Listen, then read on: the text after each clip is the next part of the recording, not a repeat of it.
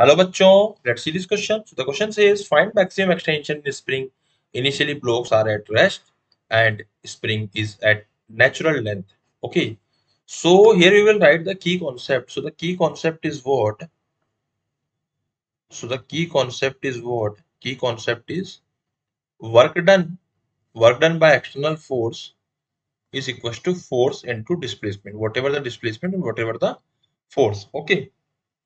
And similarly जो potential energy हमारी इकट्ठी होती है that work done will be equals to change in potential energy है ना, जो पोटेंशियल एनर्जी में चेंज आया बेसिकली वर्क की वजह से आता है। तो हम लोग इसको इस तरीके से लिख देंगे यहाँ पे। ओके। अब हम बात कर रहे हैं यहाँ पे कि इस पर्टिकुलर क्वेश्चन में हमारे पास में दो ब्लॉक है। We have two blocks here, this is first one and this is the second one. ये लगा दिया मैंने एफ इधर, ये लगा दिया मैंने एफ इधर। ओके, ये मेरा के हो गया।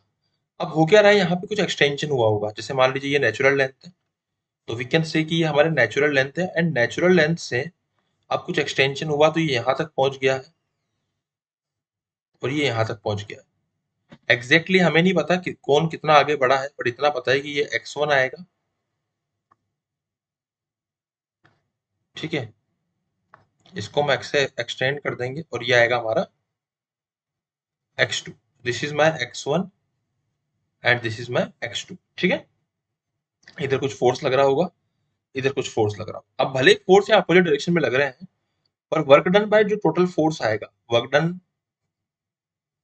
बाय एफ, है ना, बोथ द एफ, तो कितना आएगा बच्चों, इसका आएगा F into x1 plus F into x2। दोनों को हम पॉजिटिव लेंगे। ऐसा क्यों? क्योंकि इधर फोर्स भी इधर ही है और डिस्प्लेसमेंट भी इधर ही है।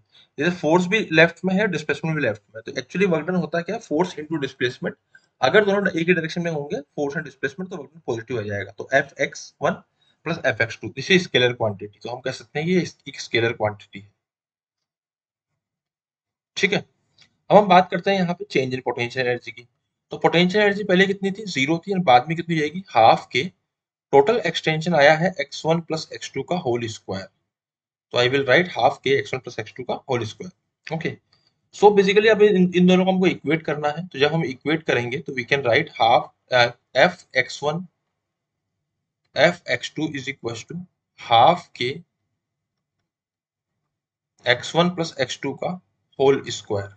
तो यहां से f कॉमन ले लेंगे हम, x1 plus x2 is equal to half के x1 प्लस x2 का होल स्क्वायर। ओके, तो ये मेरा कैंसिल आउट होकर इसकी वैल्यू यहां से जाएगी। अब जानते हैं कि जो x1 प्लस x2 आएगा वो कितना आएगा, 2 times of f by k, and this is the total extension in the spring. Okay, so this is the maximum extension in the spring and it is matching with again option number 3. So option number 3 is my final answer. I hope you understood it well. Best of luck.